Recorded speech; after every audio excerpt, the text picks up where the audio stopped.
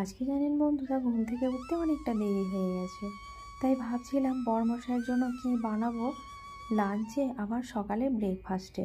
তো আগের দিন রাতেই এই মুগ কড়াইগুলো ভেজানো ছিল, তাই ভাবলাম একটু ওকে গ্রিন ধোসা বানিয়ে দিই, আর তার সাথে টমেটোর চাটনি, যেটা খুব সহজেই হয়ে যাবে। আর ওইদিকে নিউট্রেলাটা ভিজিয়ে দিয়েছি, একটু নিউট্রেলার কোপ্তা বানিয়ে দেব।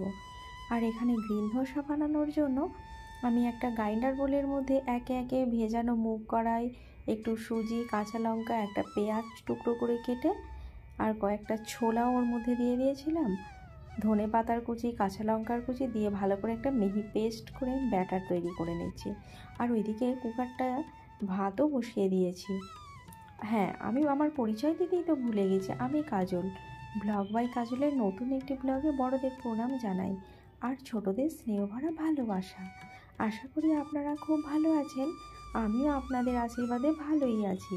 আর কথা বলতে বলতে আমার ওইদিকে গ্রিন ধোসাটা হয়ে যেতে এখানে সোয়াবিনের বা নিউট্রেলা যাই বলে না কেন, কাটলেট বানানোর জন্য ওই নিউট্রেলার ভেজানো বড়ির সাথে একে একে কাঁচা লঙ্কা আর পেঁয়াজ মিক্সড করে ভালো করে ওটা পেস্ট করে নিলাম। পেস্ট মানে খুব মিহি পেস্ট তো হবে না। তারপরে ওর সাথে অল্প একটু বেসন আর একটু জিরে গুঁড়ো, লঙ্কা গুঁড়ো মিশিয়ে নিলাম।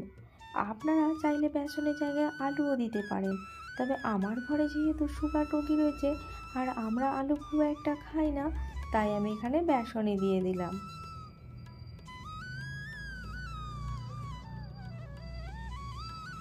আর এই যে হাতে করে এরকম গোল গোল শেপ করে, এইগুলো চাইলে আপনারা ছাঁকা তেলেও ভেজে ভাজতে পারেন।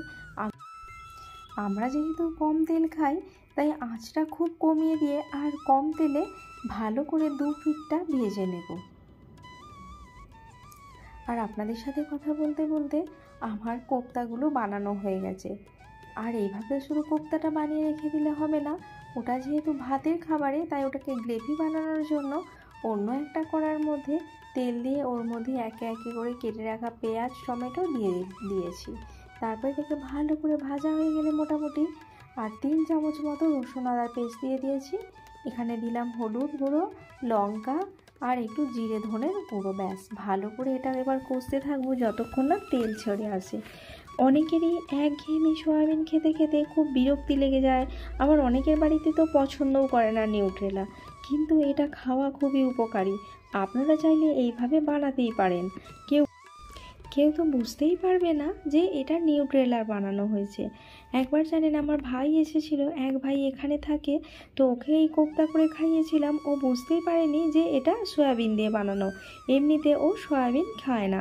তো কথা বলতে বলতে ওপরে একটু গরম মশলা ছড়িয়ে নামিয়ে নিলাম, আর রেডি হয়ে গেল আমার নিউট্রেলা বা সয়াবিন যাই বলেন না কেন কোপ্তা। আর চলে এসেছি বরমশাই টিফিন বক্স প্যাক করার জন্য। ব্রেকফাস্টের জন্য দিয়ে দিলাম এখানে গ্রিন ধোসা আর চাটনি। লাঞ্চের ভাতটা দেওয়ার পর আগে থেকে সেদ্ধ করে রাখা ডিমটা টিফিন বক্সে দিয়ে দিলাম, আর কাঁচা কলার সবজিও দিয়ে দিলাম। কাঁচা কলার সবজিটা আমি কিভাবে বানাই জানতে চাইলে অবশ্যই আমি পরের ভিডিওয় জানিয়ে দেবো, আপনারা কমেন্ট করে জানাবেন। আর ওপরে দিয়ে দিলাম নিউট্রেলার কোপ্তা, আর এখানে ফল দিয়ে দিলাম, আর একটাতে দিয়ে দিয়েছি টক দই। ব্যাস, রেডি হয়ে গেছে। আর বরমশাই অফিসে চলে গেছে, তারপরে চলে এসেছে আমার সোনাকে ডাকতে। মিঠি, মিঠি তোকে স্নান করাবো, চল। ও কি যন্ত্রণা মিঠি, এ মিঠি, ও দুটোতেই শুয়ে রয়েছে এখানে। বাবারে মিঠির গা তো আমে কি করেছিস মিঠি? আম মেখেছিলে কাল তুমি? আম মেখেছো গায়ে? ঠিকই আছে, যেমন বম্বাইস। দিদির কাছে চুপ করে বসে রয়েছে। দিদিকে ওঠা, দিদিকে কামে কামে তোল, তোল দিদিকে কামে কামে, কামে কামে তোল দিদিকে, উঠিয়ে দে দিদিকে। আজ চান করিয়ে দেবো। গাটা পুরো কি অবস্থা করেছে মা গো, পুরো যেন ভালো ফুলে একবারে চিপকে রয়েছে আমের রেতে। আম মেখেছে। শোনা, উঠে পড় বেটা, উঠে পড় রে। 11 o'clock হতে চললো, উঠে পড় বাবা। 11 o'clock হয়ে গেছে, উঠে পড়, উঠে পড়, খাইয়ে দেবো, বুঝলি? উঠে পড় তাড়াতাড়ি, বুঝলি?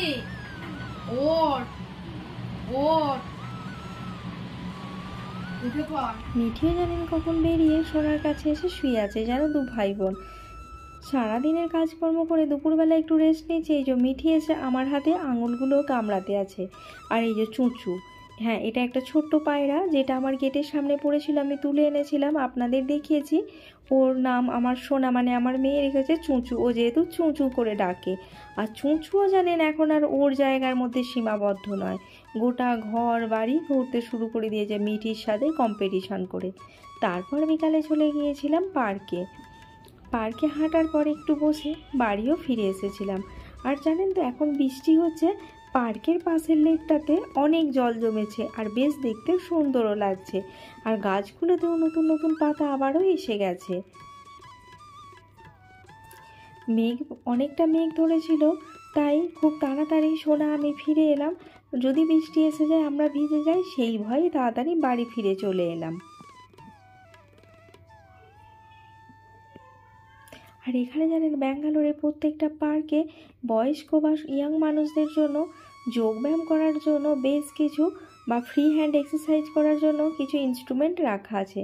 তারপর দুজনে বসে টসে বাড়ি এসে দেখি এখানে চুঁচু আর মিঠি দুজনে দেখি আমার ওই যে দরজার সামনে, মানে ওই বেডরুমের যে দরজার সামনে পর্দা লাগানোর জন্য স্ট্যান্ড করা রয়েছে, ওখানে দুজনে দেখি উঠে বসে আছে। আবার মাঝে মাঝে দুজনে ঝগড়া করতে যাচ্ছে, কিন্তু মাঝখানে একটা লিমিট রেখেছে, সেই লাইনের বাইরে দুজনে কেউ কাউকে ক্রস করে যাচ্ছে না। আপনাদের বাড়িতে পোষ্য থাকলে এরকম করে থাকে কি না আমাকে অবশ্যই কমেন্ট করতে জানাতে ভুলবেন না। আর হ্যাঁ, এই চুঁচু আর মিঠির দুজনে দুষ্টামি দেখতে গেলে অবশ্যই এই চ্যানেলটি সাবস্ক্রাইব করে পাশে থাকবেন। আর আমার ভিডিওগুলো কেমন লাগছে আপনারা কমেন্ট করে জানাতে ভুলবেন না। যদি ভালো লেগে থাকে তাহলেও চ্যানেলটি সাবস্ক্রাইব করে আমার পরিবারের একজন সদস্য হয়ে আমার সাথে সারা জীবনের মতো থেকে যেতেই পারেন। তো আজকের মতো বিদায় বন্ধুরা, দেখা হবে আগামীকাল নতুন একটি ব্লগ ভিডিও নিয়ে। ততক্ষণ আপনারা খুব ভালো থাকবেন, সুস্থ থাকবেন, আর নিজের যত্ন নেবেন। আর দেখুন না, মিঠি আর টুটু দুজনে ঝগড়া লেগে যাচ্ছে, সোনাদেরকে পারছে, কিছুতেই নামবে না। তো আজকের মতো বাই বাই বন্ধুরা, দেখা হবে আগামীকাল নতুন একটি ব্লগ ভিডিও নিয়ে। Bye bye.